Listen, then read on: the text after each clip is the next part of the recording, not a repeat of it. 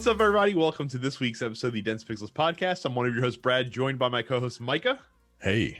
So when last we left you, I was debating ferociously between picking up Outriders, Disco Elysium, or Curse of the Dead Gods, which I've had my eye on for a little while. And I thought about it long and hard, and ultimately I came to my decision, and that was to re-download Ratchet & Clank after it got its 60 frame per second patch for PS5 and finish playing that. The game that I've been playing for the last week. That's funny. You got me. I was about to say, I for sure thought you were going to pick Curse of the Dead Gods. No, if anything, I was leaning towards Outriders. But I'm scared to play Outriders because I'm just scared of the commitment. And Avengers. Ratchet & Clank is like just comfort food. Like, it's gaming comfort food. It's an immaculately well-designed game. It feels good, looks amazing at 4K 60. That's the type of game that, you know, it really shows it off, especially because a lot of the action is very feverish at times in Ratchet & Clank, where there's a lot of enemies on the screen and things of that nature, and just a really good game. I never finished it on PS4 when it came out many moons ago. And so I'd like to do that, even though the new one is coming out in just like 2 months.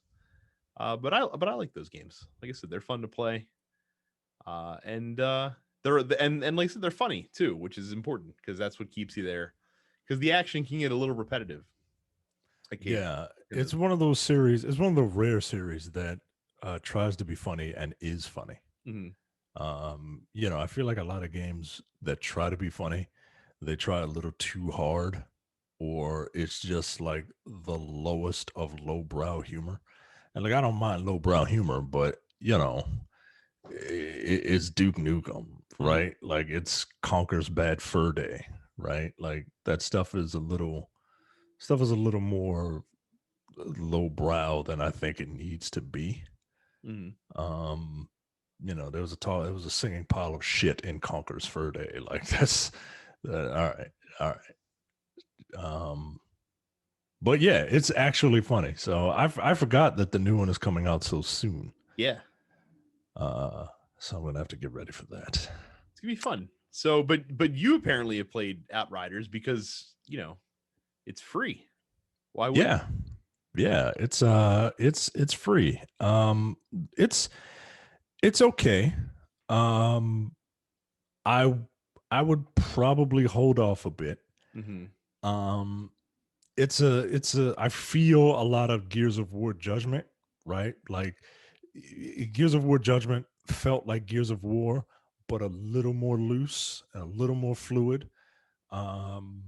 It's like someone injected power steering fluid into the controls. Mm-hmm. You know what I mean? And it's a cover shooter, but it's weird because, as you described last week, once you get your powers are the thing that really is your primary source of healing. Yeah, I've heard it said that the mistake is made that players rely on cover in Outriders, where really the cover's for your enemies to stop and pop behind. Yeah, you want to get in their faces. So yeah, that's the perfect way to describe it, because you don't, and it's weird, right? Because I'm having to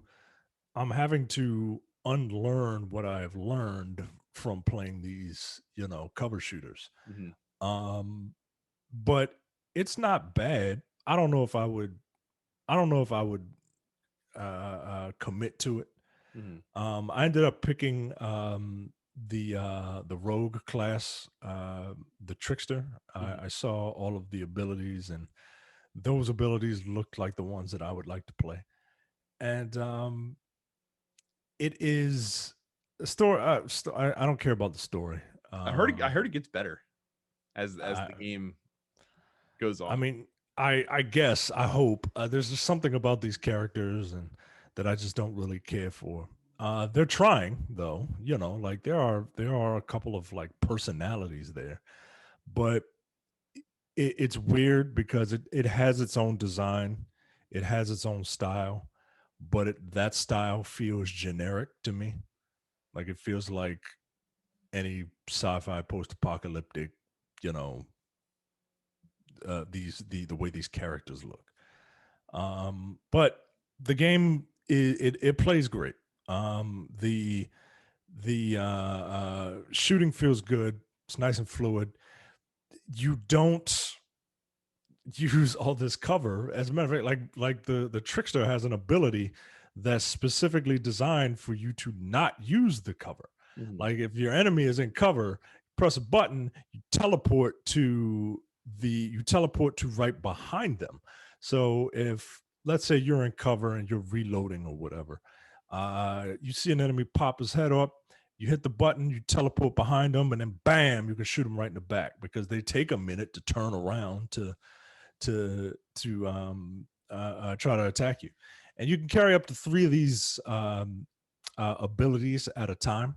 Mhm. Um, I chose the trickster because they have a lot of time manipulation abilities. You can slow people down, which is cool. You can create like a bubble, like a force field, like a Titan bubble, but Mhm. everyone in it is slowed down except for you. So the powers are cool. It's fun to play. Um, but I don't know. I don't know if I will commit to it. They have this thing where it's a world tier system, and it's kind of like the um, the levels of torment in Diablo. I think that's what they're called. Yeah. And as while you're playing, you unlock these different world tiers automatically, and then they serve as your difficulty, and you can change it at any time. But you know, if you change it, you get if you lower it, you get less loot. If you up it, you get more loot. So the game can be soloed if you play it on lower world tiers, but if you really want loot, you gotta team up with people. They had crossplay with PC for like a day. Yeah, it's not working real good apparently. Like crossplay between PlayStation and Xbox is working fine, but they're having some issues with the PC side of it. Yeah, They took that down for now. yeah, they give you a big old warning too. They're like, "Hey, nah, this doesn't work." And if for some reason you try to get it to work, like it's not gonna work. I haven't played with anyone else yet. Yeah, see Um, that's what I was most curious about because so one of the things that Destiny does immaculately is putting you in with randos and that being fine because Destiny's missions, especially the ones that you're forced to play cooperatively, like the strikes and things of that nature. Um, I guess I guess you could go in solo if you really wanted to, but if your settings are open, um, they're very singularly focused. They're designed in such a way to promote a team objective. It's not the end of the world if somebody is, playing for themselves in that content, and that's why yeah, you can't do the raids with right. random folks because that's a very different thing. And so that was one of my concerns with this game is that it does seem like a game that does shine when you're grouped up with other folks. And I didn't Yeah. know how important that was to the experience. Like, would you want to play story missions with other players as you go through Um, the campaign? only players that I know wouldn't just like, you know how in Destiny, like if you load in slowly, Mhm. someone's loaded in quickly Yeah, and they they're just leave like you half a behind. mile down the right. Like it's uh I feel like this could be fun with people to play with, with like-minded individuals. Mhm. Especially given the different types of powers. Like I would love to see how a group of outriders work together as they're zipping and zapping all over as one character is zipping across the arena, the other one is just soaking up damage, running head first into people. Another is setting turrets up everywhere, and the other one is setting people on fire. So I would it seems like it would be a blast. Mhm. um, but I've had like connection issues where I couldn't log in with other people. So uh, I'll try it later, I guess. But this isn't something this is an okay game to play, Mhm. but it's the perfect Game Pass game for me. Yeah. So I guess that's a good question for you, since you didn't have to pay for this game. Mhm. We can play this game. This will be a new Dense Pixels feature. What is your ideal price to pay for Outriders? For Outriders, Yeah. I would. I feel like this. Well, it's probably not going to go on sale because it's not like a Ubisoft game, so it's Right. not going to go on sale No, anytime soon. Square's not quick on the trigger when it comes to Yeah, the deep discounts. They're not EA or Ubisoft, so right. But I would. I mean, we don't do like $50 games anymore. It's like 70, 60, 40. Um, I would pay 40 to $50 for this game and yeah. probably get, everything that I need out of it. Um, like I said, it's a fine game. And if you have the time, like if you're willing to commit, Mm-hmm. you're gonna find some fun stuff in this game. Yeah. I don't mind the time commitment as long as it's easy to come back to. Like that's the biggest trick sometimes with games like these, that when you step away, it's Mhm. hard to jump back in. Again, something else that Destiny does really well is that it's actually quite easy to jump back into Destiny without feeling like you're waiting in a forest. And there's other games that have not been that way for me. Because again, I know with Outriders, with my limited time as it is, like I have a hard stop of May 17th that I'm not Right. going to be playing Outriders, and my gaming time is going to be dominated for probably the next 2 months or more with Mass Effect. So they just put out the article today detailing the specific ways that they've tuned the game and changed it. I don't know if you got a chance to see that, but it's on the PlayStation blog if you wanted to check that out. Well worth your time. Like I said, really digs down into the specifics of what was tuned. And I think, Micah, as a Mass Effect 1 purist, I can't wait. You will be happy with the restraint practiced with the changes made to the core gameplay of Mass I Effect. can't wait. I'm not even asking for a lot from Mass Effect 1. I just I want inventory management to be better How would you like to be able to sort items, Micah, and be able to mark things as junk to be able to mass consume them or sell them off to people? I mean, that's all I really need. How would you like to be able to buy ammo mods from vendors instead of just finding them in the world? You're speaking. Look, you're singing sweet nothings into my ear, Brad. How would you like faster cooldowns on your weapons when you overheat them? Oh, I can't wait, man! I can't wait to replay Mass Effect 1. Independent command of your squad mates. 2 and 3. So. People, please don't sleep on Mass Effect 1. Yeah. Please don't. Like a Mako that doesn't drive like it's made out of styrofoam. Right.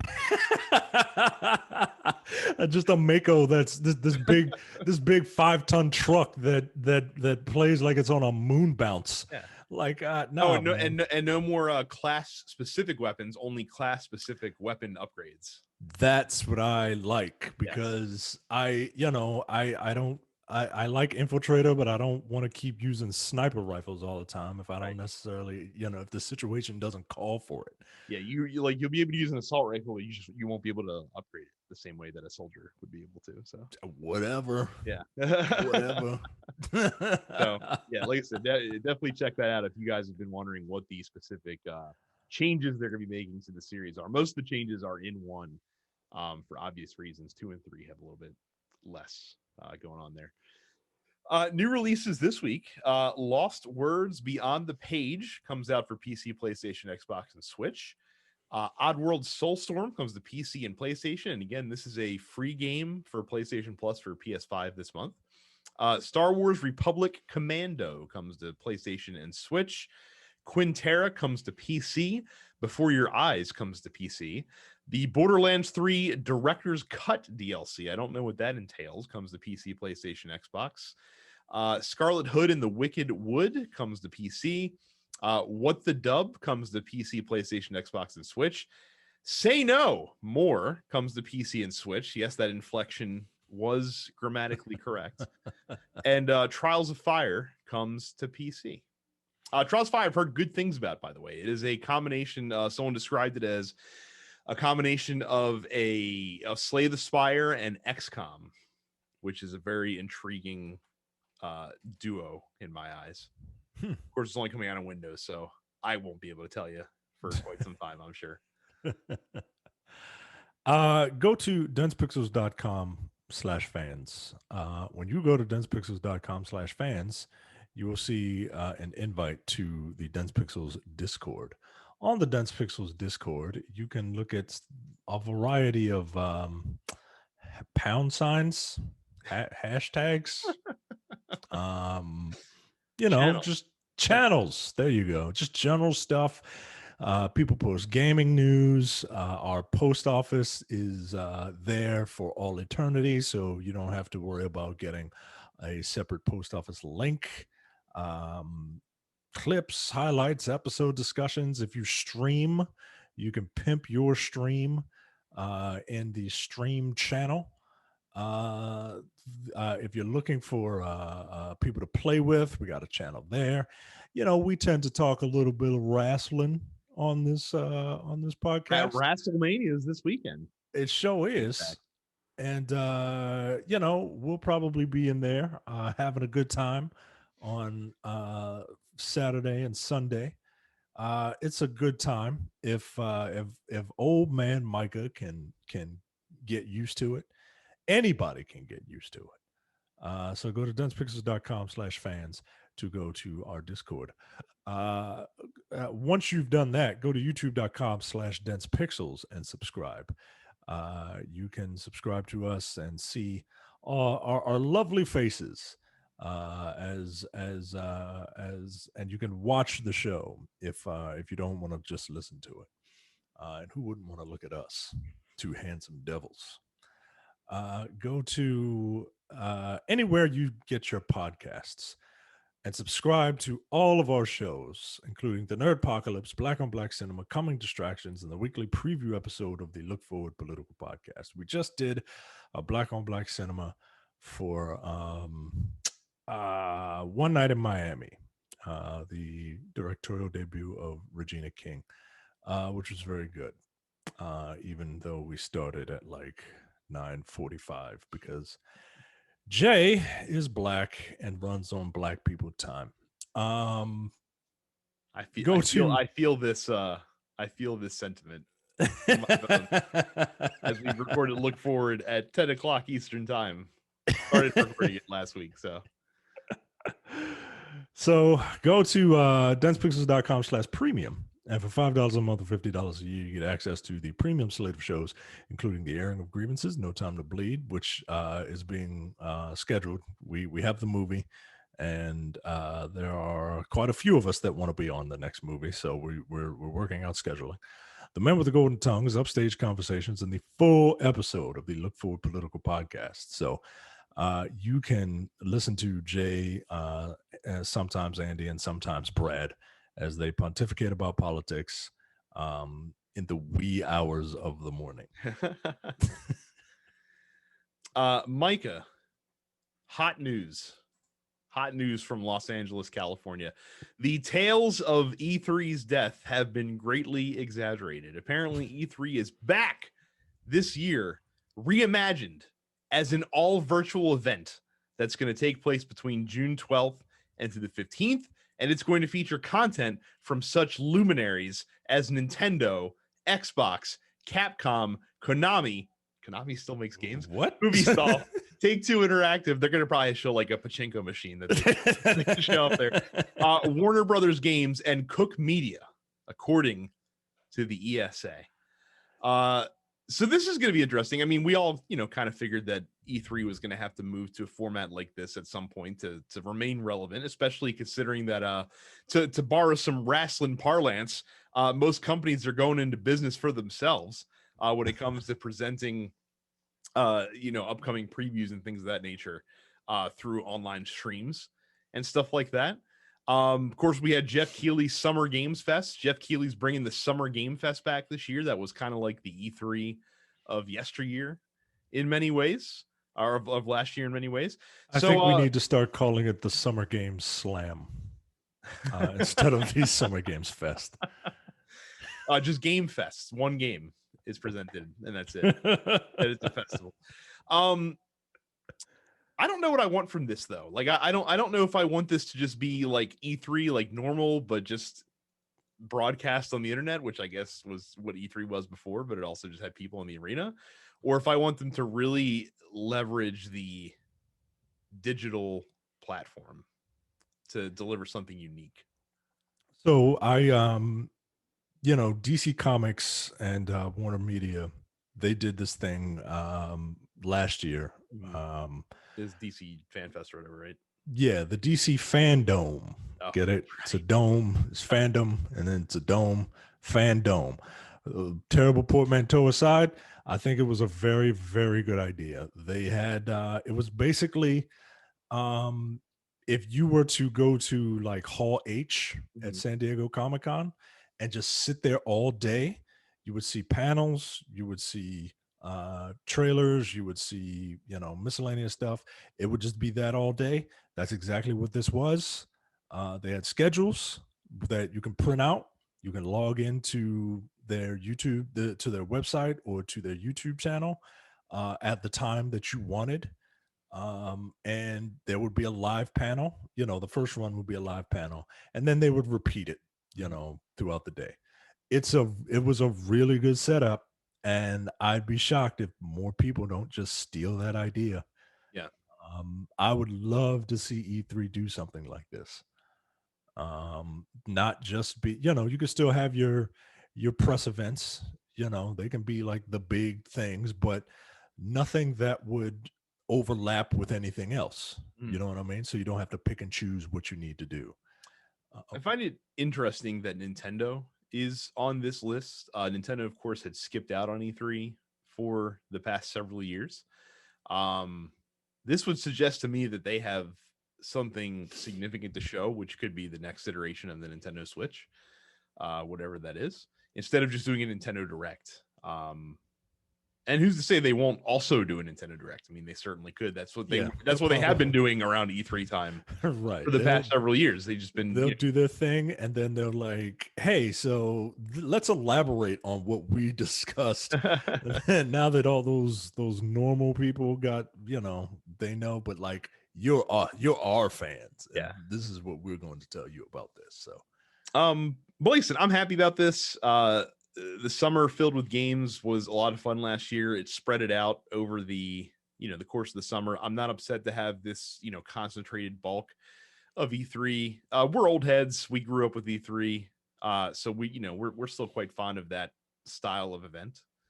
Yeah, as much as you may hear me say, oh, E3, maybe this is it, maybe this is the year.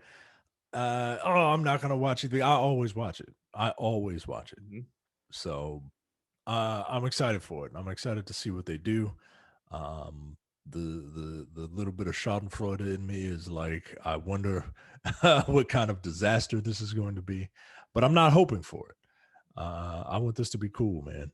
And I'm really, like, no bullshit, I'm really curious to see what Konami has to say about anything. I would not get my hopes up for anything like that. for anything from them, trust me. So Counter-Strike Go, or Global Offensive, or CSGO to be more colloquially correct, has had some scandals around match fixing for the past couple of years. So interestingly enough, the commissioner of the Esports Integrity Commission said that organization is working alongside the FBI on an ongoing investigation into a, quote, small but significant group of players over a long period of time organizing match fixing in the North American CSGO league. The fact that they're dealing with match fixing is not surprising that the FBI is getting involved. The FBI has long been involved in the U.S. in investigating illegal gambling and things of that nature. Anytime where there's major money potentially on the line in an event that could be manipulated to go a certain way, the FBI is sure to be involved if they suspect any no good nicks. Just like I said, not every day that you get a story that's like, hey, the FBI is investigating this video game thing for stuff that's going on. Yeah, this is weird, man. This is not weird, but like it's a brave new world that we live in now. Mhm. You know what I mean? Like this is video games are sport now. Like it is official. Because we're fixing these games. We're fixing matches in I video mean, games. look, match fixing is fucking serious. I mean, like, if you go in baseball, still one of the, to this day, even though it happened a century ago, the most infamous scandal in baseball history was the throwing of the 1919 World Series by 8 Chicago White Sox players, and to get some money on the side there, and all 8 of those guys are still banned from baseball, as in like they can't be inducted into the Hall of Fame or anything like that. So they take this stuff pretty seriously. Pete Rose. If we look into other sports like the NBA, was it Tim Donahue or whatever his name was, the referee that was accused of Oh yeah, essentially yeah. match fixing about 20 years ago. So yeah, sports leagues do definitely take that shit seriously, and they're not gonna take a line down, and I would expect that to translate into esports as well as it gains popularity. So That's wild, man. yeah. That's wild. Let's hope that the video game sports scene doesn't get anywhere near as corrupt as baseball. Jesus Christ. I wonder what the video game version of The Last Boy Scout would look like. Last Boy Scout's a movie that's rife with like sports gambling and things of that nature. It's a hidden gem from the early 90s, kids. If you like your action movies corny, uh, but with a very early 90s flair to them, definitely check out The Last Boy Scout. Starring Bruce Willis. Oh, goodness gracious. Finally, in the news. If there's a chance to throw shade at Marvel's Avengers, then I'm going to definitely do it because it's always fun. Micah talked about some of the launch issues that Outriders had when it came out last week, including their servers just getting ransacked and having even trouble logging in on launch day, which was a big thing. However, despite these issues, Outriders did hit over 125,000 concurrent players on Steam at their peak over launch weekend. To put that in context, the highest peak concurrent player count on Steam for Marvel Avengers is 28,145 players, less than a third of what Outriders, a game from a less prolific studio with a much less prolific license than Marvel's Avengers was able to pull off. And Marvel's Avengers, by all accounts, from a performance standpoint, launched decently when it came out compared to Outriders. Sure, it did. Yeah. It very much did. Well, in the sense that you could play that game without having to like play with other people. Like you still couldn't really play with other people. Mm-hmm. But it wasn't so it wasn't like tied it wasn't tied to the gimmick of the game, right? Like you could solo that game. Like you have AI teammates, you Right. know what I mean? So you don't really miss it. Like I played with people and didn't even realize it until I saw them acting erratically. And so it had its issues, but it again, I can't the Avengers thing is always going to be baffling to me. Yeah. That by the way, Avengers now free on, well, not free, but it's part of PlayStation Now, starting today as well for a couple of months. So they're really, really trying to get folks on there. Is it so using the law of transitive properties, Micah? Am I to believe now that if Outriders were to somehow get themselves greenlit as a movie, that the Outriders movie would gross like $3 billion in theaters? Yeah, of course, of course. You could take all four of those Avengers movies, add up their gross, and then triple it, and then that will be the Outriders opening day numbers, opening weekend figures. because that's how it works. I mean, good for Outriders. I think I think Outriders it was released at the perfect time for it to be released.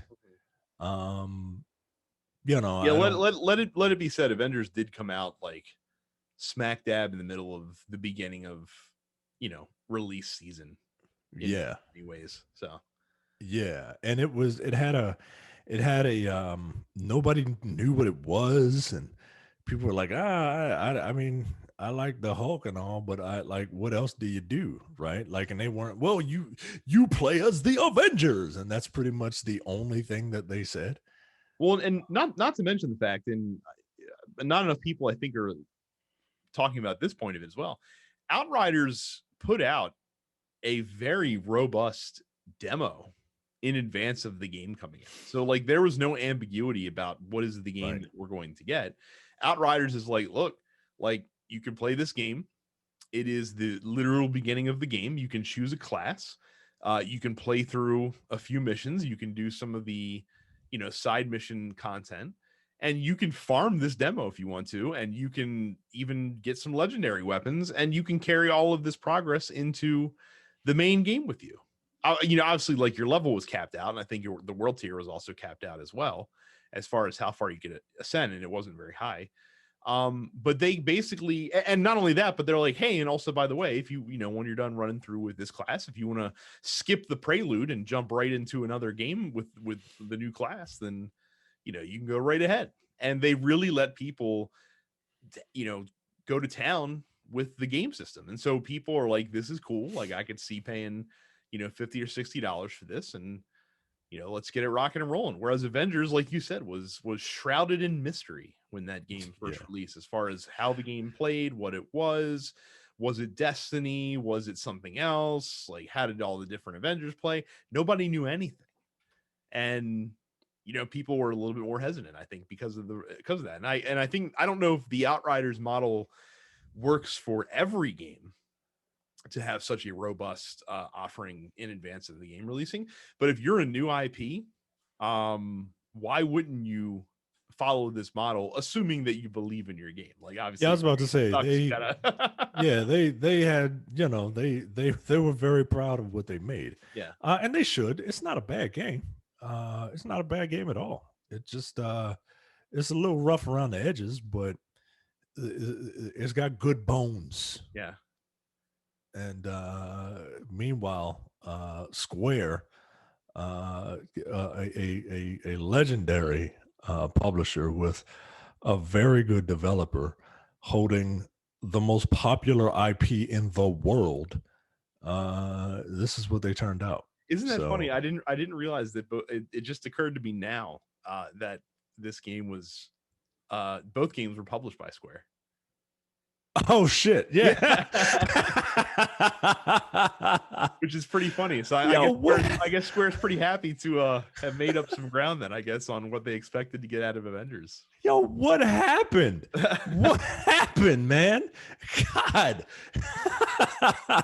I would imagine that Outriders had maybe a little bit less hands-onness. Yeah. From a studio standpoint, or either that, or I don't know. Yeah, I don't know. I can't explain why Crystal Dynamics, who's a studio that has put out excellent games, put out Avengers in the state that it's in. So yeah, you don't really see any publisher influence in Outriders, at least not yet. That game is ripe for like microtransactions and stuff like that, and loot boxes and stuff, but it's not there yet. So we'll see. I guess Square was like, well, we don't know if we're gonna invest all these resources into making this a money pit. Well, look, if, I mean, people don't play it. You can also look at recent history to show an example of why you shouldn't do that. Anthem was designed to be a money pit, and look what happened there. So speaking of money pits, Amazon, go to www.densepixels.com/Amazon.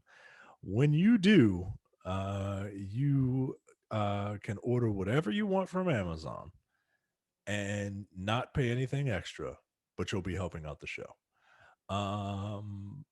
What did my wife apparently recently viewed a shirt and a spring notion boys 4-piece suspender outfit for our son for my sister's wedding that he is going to be in. So you can get yourself little baby clothes from Amazon. Get yourself little baby clothes, but only do it. These little baby clothes are only available through www.densepixels.com/Amazon. If you just go to Amazon.com, you'll end up on some site about the rainforest. No, you want the big shopping site, and that's only available at www.densepixels.com/Amazon. So the big story this week was something that came like a bolt out of the blue in my eyes, and it was legitimately shocking to me that this is a thing. So we knew, because we've been talking about it for about a year, that MLB The Show 21 is going to be a cross-platform release. That was announced last year. It was apparently mandated by Major League Baseball that this had to be the way. Otherwise, Sony could not maintain the MLB license. So we knew it was coming out on Xbox consoles. What we did not know until last week is that it is going to be available day one as an Xbox Game Pass title. What? Which is insane to me that is a thing that Sony would allow to happen. I'm not even saying that Sony wanted it to happen. I can't believe that they didn't somehow negotiate this into the contract that, like, if anyone's going to have it on our streaming, on a subscription service, it's going to be us. To be clear, it is not available on PlayStation Now on launch day. So if you want to play it on a PlayStation, you have to pay on PS5 specifically $69.99. But if you want to play it on an Xbox Series X, presumably if you have a Series X, you probably have Game Pass. You can just play it as part of your Game Pass Ultimate subscription. I mean, look, I'll give it a shot. I haven't played a baseball game. I haven't played like a real baseball game. Like Ken Griffey Jr. doesn't count to me, right? I was just like a home run dude. I haven't played a real baseball game since like the 80s, I feel like. Mm-hmm. You know, I'll fire it up. Who cares? I mean, wow. And this is like the baseball game, right? Yeah. Like this is the one, right? Like, wow. The Neo baseball game. So check this out. So if you're a Game Pass subscriber for free, well, not for free, it's part of your subscription. I keep saying for free. What I mean is included in your Game Pass subscription. You can play the most recent NBA 2K, the most recent Madden, the most recent FIFA, the most recent NHL, and now the most recent baseball game. As part of something you're probably paying for anyway. This is a boy. This is Microsoft knows their audience, boy. Yeah. You get these the weebs play the PlayStation, and the good old boys apparently play the Xboxes. That's all they want to do is play sports games. I have. So here's what's gonna be funny. I'm still predicting that there's technically more units downloaded on PlayStation than there is on Xbox. Regardless of this. I mean, like, yeah, like, because there's something about the branding of like that game belonging on a PlayStation. You know what I mean? Like, it just it makes sense. But for people like me that would never touch a baseball game, yeah, why not? Who cares? I am dying to know what, if any, involvement Sony had with this arrangement and the dollar sign that was attached to it and who that dollar sign is going to. Because apparently, according to the news out there, the Xbox version of MLB The Show 21 is being published by Major League Baseball. It's not being published by PlayStation Studios. Which again, it's weird how this is all working out. Like if you're Sony, right, and MLB is like, yeah, you got to put this on Xbox. I would do everything that I can to make sure that you are being hit in the face with a PlayStation logo at any point possible. Like I'm having the PlayStation, I'm having that Marvel-esque PlayStation Studios like splash thing that they have in front of their games now. I'm putting PlayStation logos in every fucking ballpark in that game that you can look at. And make sure you put it in center field too, so that you can see that shit every time you got a guy up at the plate. I'm advertising PlayStation products all over this fucking thing. Yeah, man. If I'm being forced to put it out on the Xbox platform. So I don't understand how they are not listed as the publisher of the game. And I don't understand how, again, they had no say in MLB like, yeah, sure, you can put it on your on Game Pass, no problem. Like I would love to see the reaction inside of Sony Worldwide Studios when they found out that this was happening. This is wild, man. It's amazing. In the span of a year, MLB 21 or the MLB The Show series went from non-existent on Xbox consoles to Xbox is probably the place to play it. Which is insane to me. Again, when again the game is still being developed by a Sony-owned studio. I mean, this is the world that gamers say they want, right? It is. It is. What is do you see any drawbacks to this? Like, do you see any like, is this just all good? Like I'm so my brain is from a consumer standpoint? Just from a consumer standpoint, from a consumer standpoint. Oh, because no, for consumers, it's excellent. I mean, for consumers, there's no downside to this at all. Like if you want to, like, if for some reason you are the biggest baseball fan, video game fan living, but you are also like a hardcore Xbox fan and you've only had a PlayStation pretty much just to play MLB The Show. Like, that's cool that you don't have to buy a PlayStation just to play this one game that you really care about. Now, how big is that slice of folks? Probably not that big, I would imagine. But no, it's good for gamers. I don't know if there's cross-platform play. I would assume that there should. Yeah, I think that's the utopia that the console gamers want, right? Like cross-platform play for every game. But I mean, this is unprecedented. Well, and really, like, in the grand scheme of things, this is probably going to be the most successful MLB The Show in many years. Seriously, it is, because not only is it available on the other platform, but it's also available essentially for free on the other platform. And MLB The Show is absolutely a game that has all sorts of microtransactions that if you wander into certain modes that you can partake in. And I would have to imagine that Sony is getting at least a cut of those microtransactions. So despite the fact that this is like a PR black eye of sorts, like, it's not even really a PR black eye. It just like it just looks like Microsoft is showing their ass a little bit.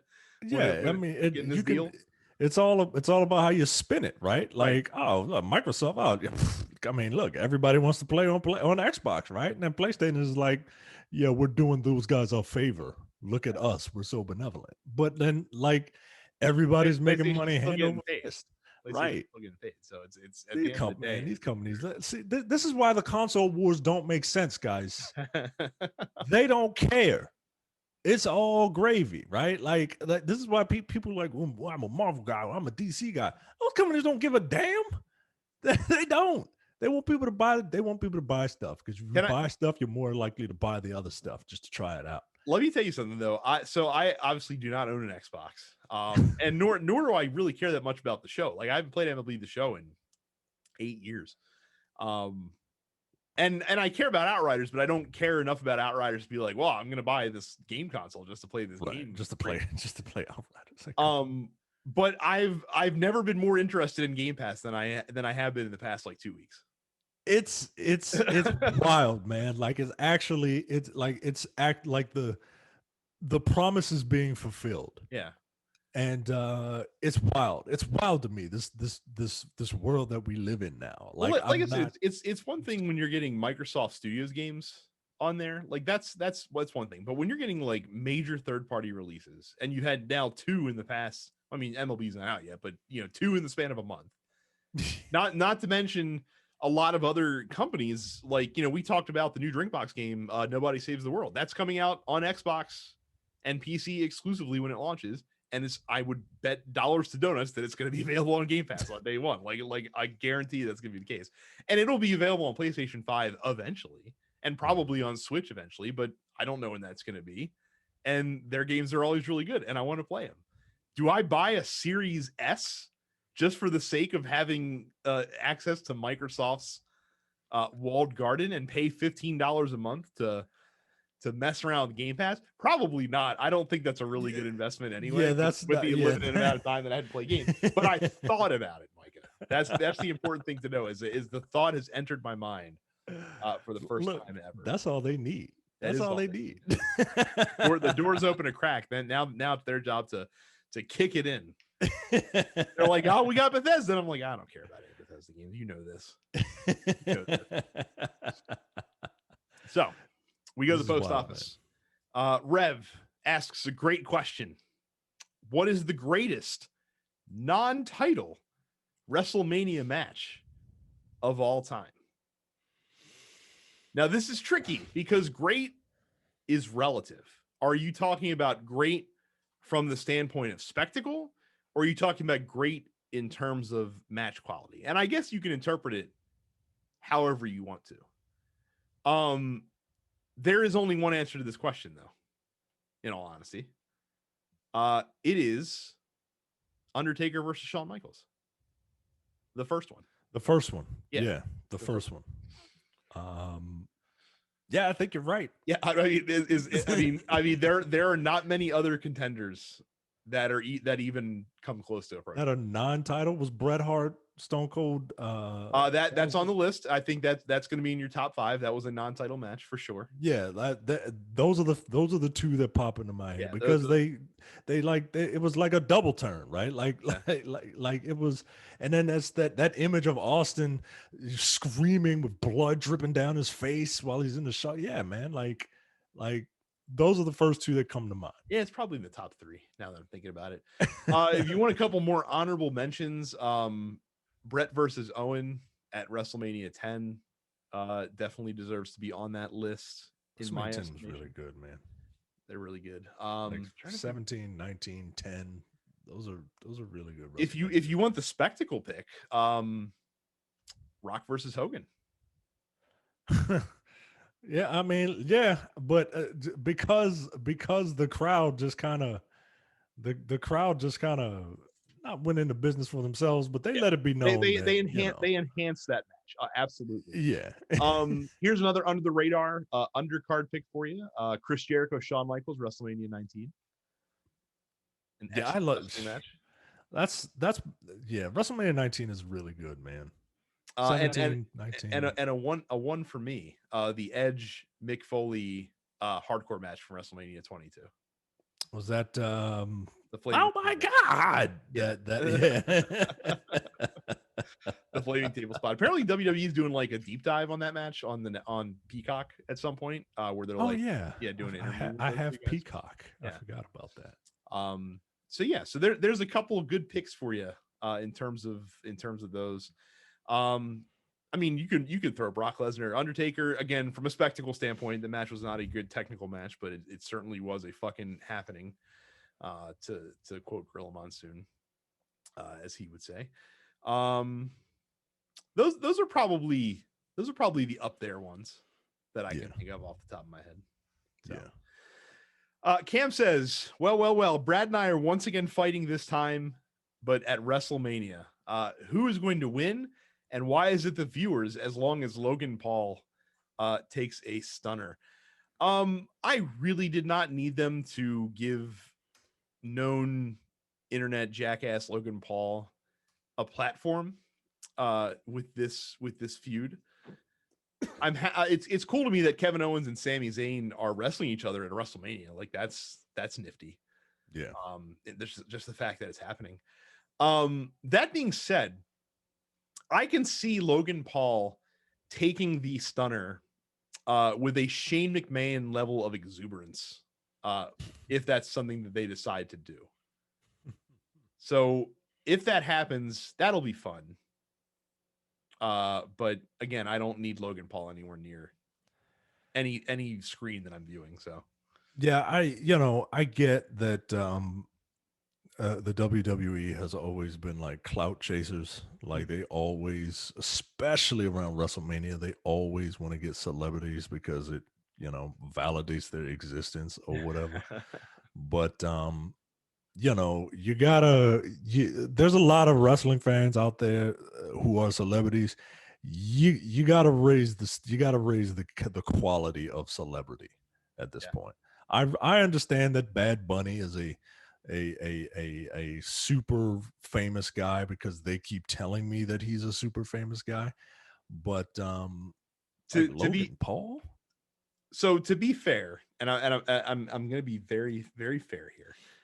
You and I are a little out of touch with the demographic that Logan Paul and Bad Bunny appeal to. Like, I don't know anything about popular music anymore. I reached that age about 5 years ago, where I got off the pop music train and was like, nope, my stop is here, and I'm going to get off now.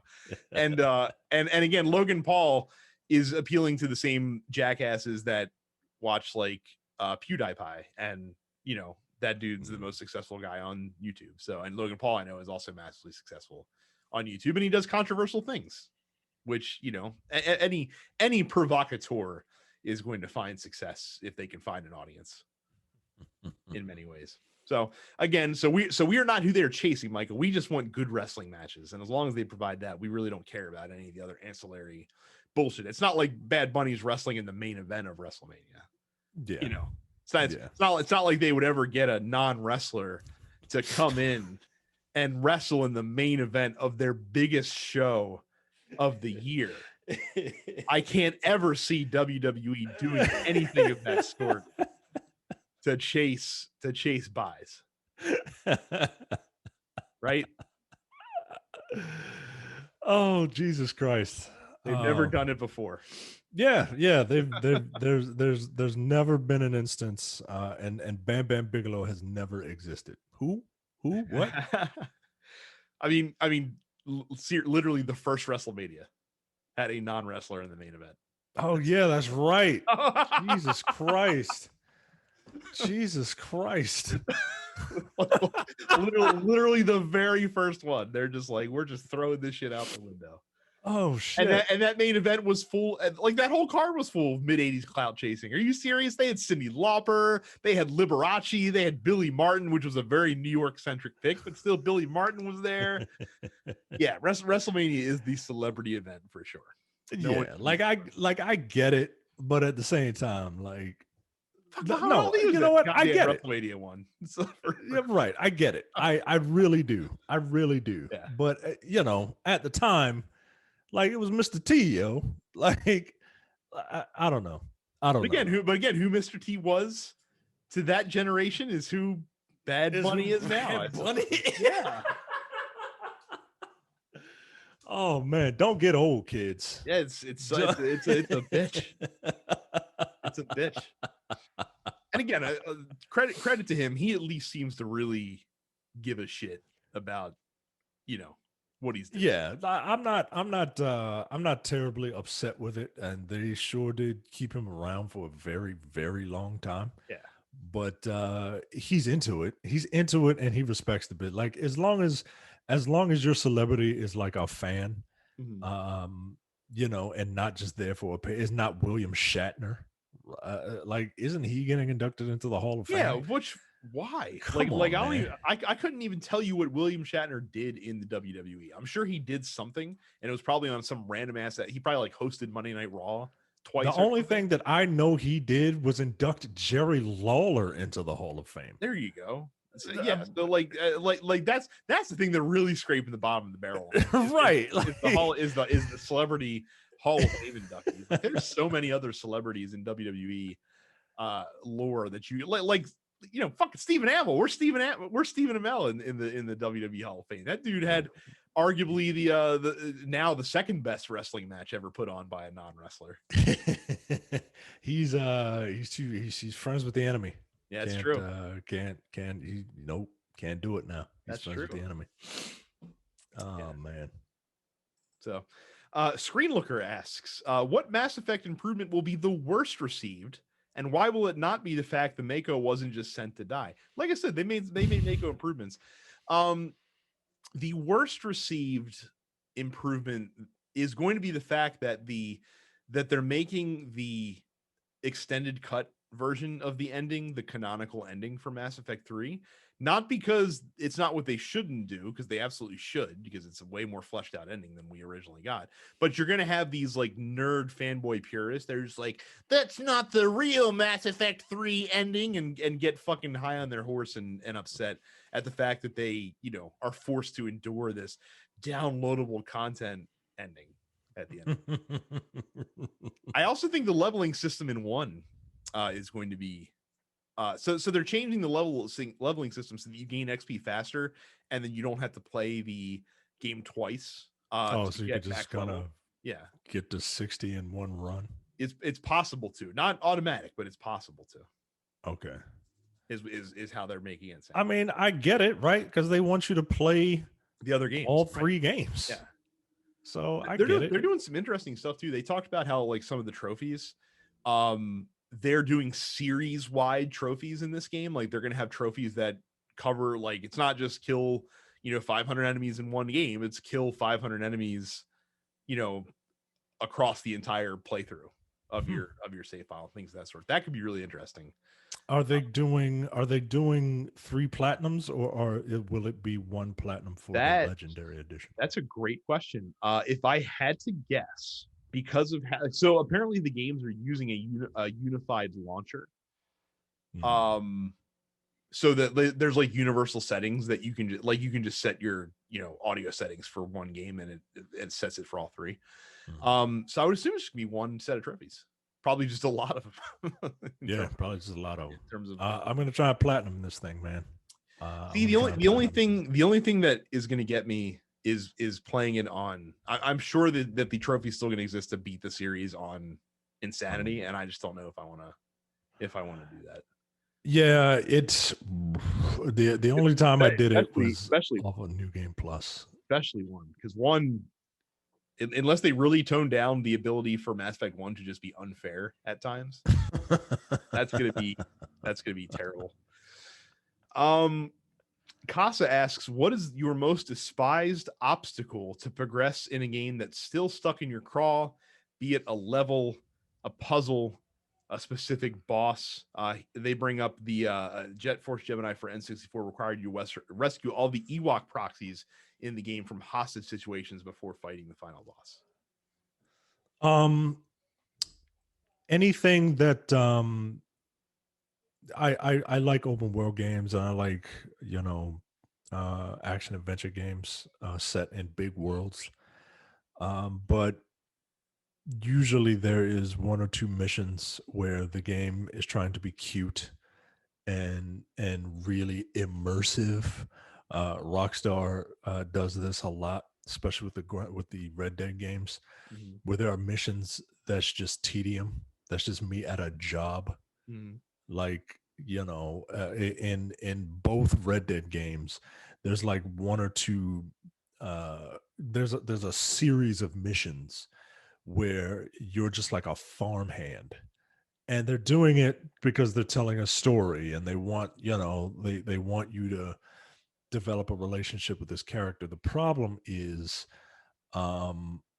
it's either right in the beginning, which makes the beginning slow, or it affects the pacing no matter where you stick it, and they're menial job. Like, I hate it. Like, as much as I like Shenmue, that first Shenmue game, when you had to get a job moving boxes, like, nah, man, like, this sucks.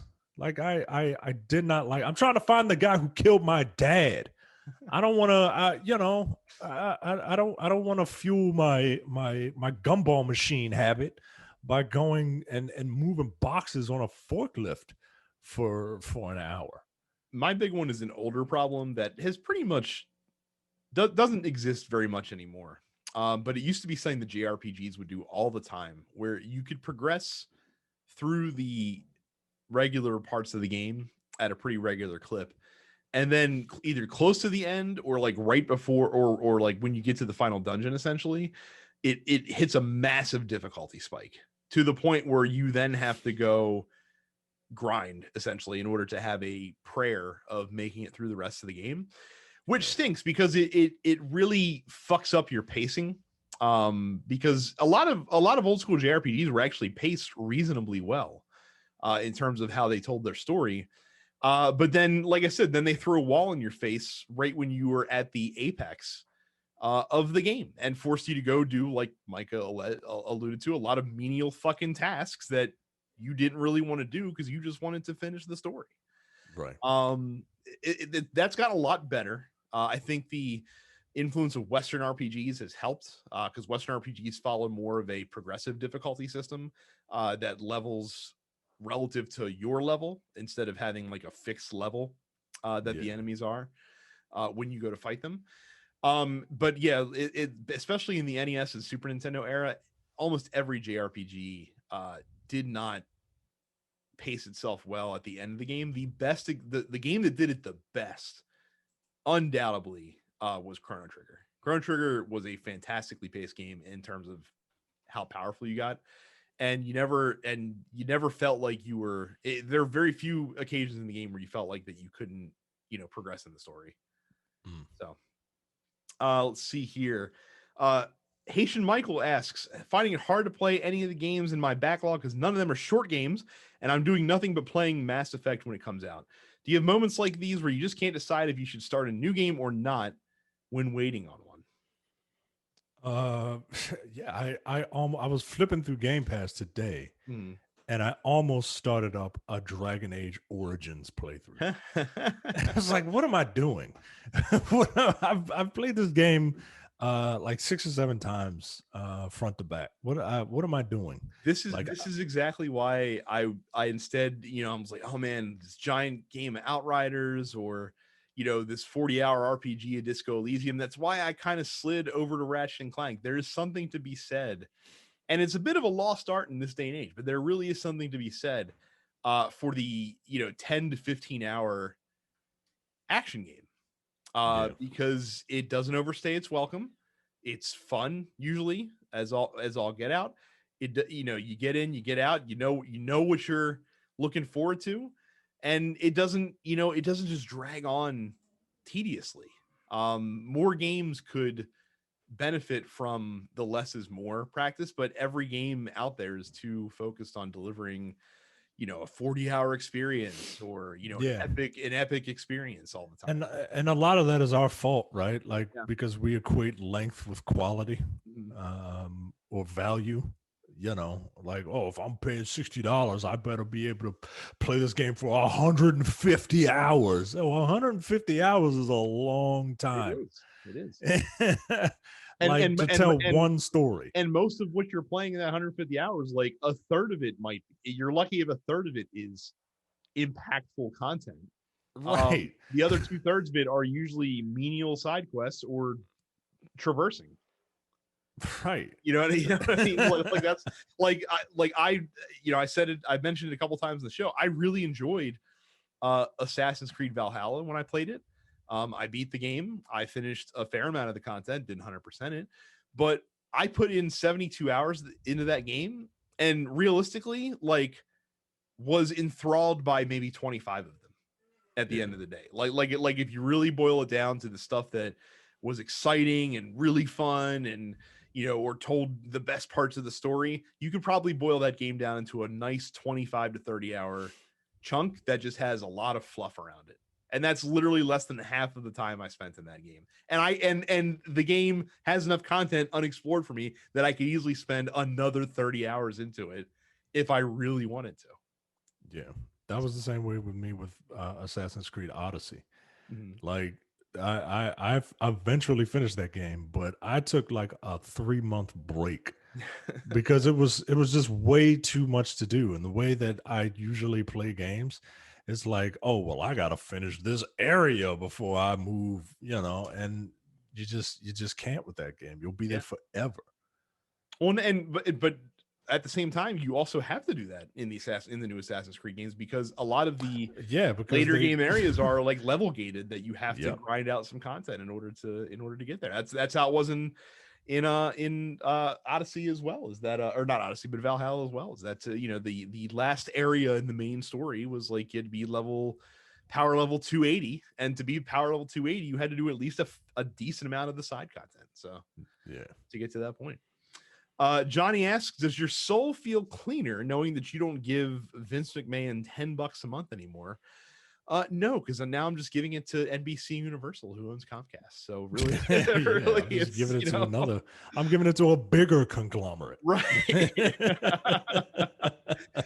Yeah, it's really six in one hand, half dozen in the other. Like if anything, I feel a little bit worse. Yeah, like at Yeah. least this was kind of like the WWE network was kind of like for us, Yeah. not by us, but for us, made by them specifically. Now it's just a tab on a bigger It's network it's a, that it's a cog. It's a cog in the machine, essentially. yeah. So. So and I mean, I don't have a problem with them censoring the content, like what's up, my nigga? Like don't need that. Yeah, Don't some need it. some people are really upset. And meanwhile, I'm asking myself, like, do you really need Roddy Piper? Do you really need to see Roddy Piper in half Right. blackface? And Like, in two-face blackface. right? Is Like that necessary? Is it really gonna impact history to not see a really shitty angle that they decided to run? and I look, I'm sorry, that is a white man thing to do, like, oh well, we're brothers, we're black and white, it doesn't matter. Like, nah, no.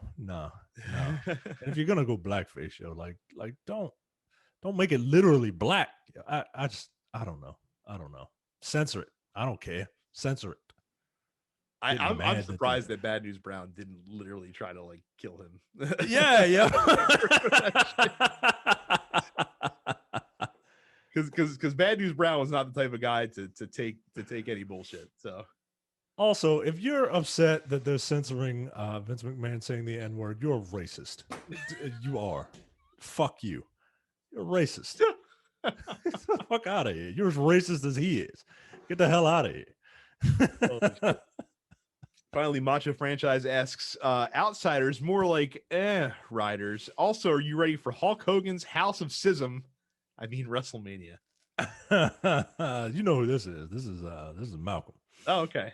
And that's not surprising then. No, it's not surprising at all. And yeah, I don't understand why he's there. I mean, I logically I understand, right? It's a payday, and he's right there. You know what? I know why he's there. Fucking boomers. That's why he's there, Micah. The fucking boomers want to see Hulk Hogan on their TVs as much as possible. I'm so tired of his shtick. Yeah. That I want him to just be Terry Bollea at this point.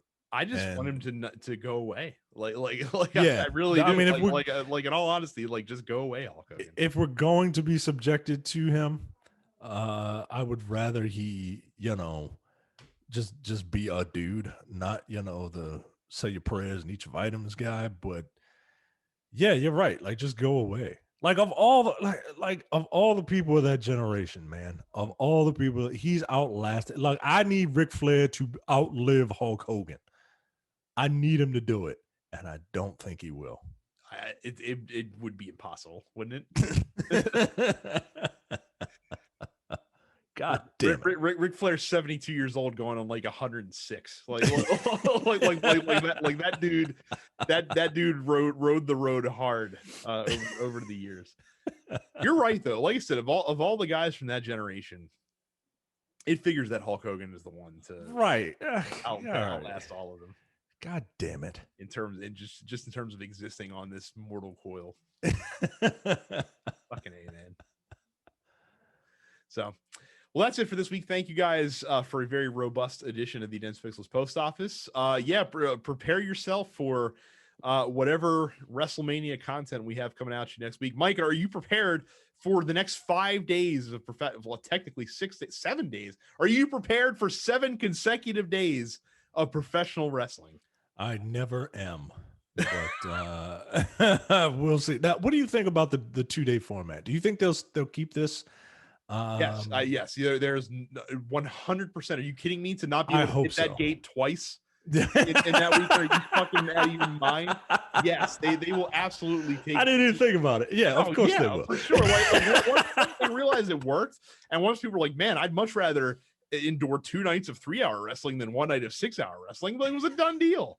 More like 2 nights of 4-hour wrestling versus 1 night of 8.5 hours. Last year it was legit like 3 hours and done on each night. They've been doing a very good job of sticking to 3 hours or less for their pay-per-views. Yeah, which I really appreciate, because it was getting ridiculous for a while. And I'm sorry, like, when Money in the Bank is 4.5 hours, calm down. Money in the Bank does not need to fucking be 4.5 hours long. Not every fucking guy needs to be on the card. Jesus Christ. But no, seriously, 7 days of professional wrestling, because you have the 2 nights of TakeOver the next 2 nights. You have SmackDown, which for all intents and purposes this year is the Wrestlemania pre-show, because they're putting the Andre the Giant Battle Royal on it, and the tag and the SmackDown tag titles are being fought for on SmackDown. The 2 nights of WrestleMania, then the Raw after WrestleMania, and then NXT is moving to Tuesdays. Oh, yeah, starting that's next right. week. So you have the TakeOver fallout from NXT. Goodness gracious. Like I said, it is a nonstop week of wrestling. And I don't see how I'm going to be able to keep up with all that, because that's too much wrestling. Yeah, that's I can't do wrestling. I can barely do wrestling 3 days a week. I barely did it 2 days a week, if I'm being honest with you. But 3 days a week is a bit of a stretch. I'm gonna have to pick and choose. And 2 Hall of Fames too. They're doing an hour and a half for each year for the Hall of Fame. Huh. So they're doing a 2020 block and they're doing a 2021 block. Oh, that's right, because they missed it last time. I gotta look and see who else is in the Hall of Fame besides fucking William, goddamn. Besides the Mike Slocum pitchman. It's a decent year, because I mean, last year the ones they missed, like, you missed Batista, you missed the NWO, and some other folks as well. And then this year, now I'm drawing blanks of who's getting in. So Kane. Oh yeah. Bischoff, the Great Khali. Yeah. The Bellas. I saw they did one of the sites showed pictures of them with their Hall of Fame rings. Okay. All right. Gotta tell you, Bella's if you told me they'd be Hall of Famers at the beginning of their career, would not have believed you. Nope. Not at all. Came a long way in that 10-year journey. They did. Not quite. They don't, I think, have quite the respect that Trish Stratus had. No. Her journey was like, I'm a pretty lady, to like, I'm one of the greatest women's champions of all time. And I can't quite say that about the Bellas, but pretty impressive. Don't ever let anybody tell you that you can't sleep your way to the top. I'm just being a dick. I don't mean it entirely. Rude ass. So make sure you go to densepixels.com/fans. The Facebook group is only gonna be up for about another week or so, guys. So get in there while you can to get over to the Discord, and then like we'll put the Discord link up so you guys can check that out directly. Subscribe to us wherever you get your podcasts and those fine haberdasheries. Make sure you subscribe on YouTube at youtube.com/densepixels, and follow us on Twitch. I'm DensePixels Brad, Terrence is Apparition410, and Carrie is Suffix Carrie. That's it for this week. Hopefully the video game gods grace us with a light news week, so we don't necessarily need to do a 2-hour show. But like I said, there's gonna be a lot of wrestling to talk about. So until then, thank you. See you. You're watching the Dense Pixels YouTube channel. Click the subscribe button while you're here, and make sure you check out our weekly podcast where we discuss the latest gaming news and our impressions on what games we've been playing.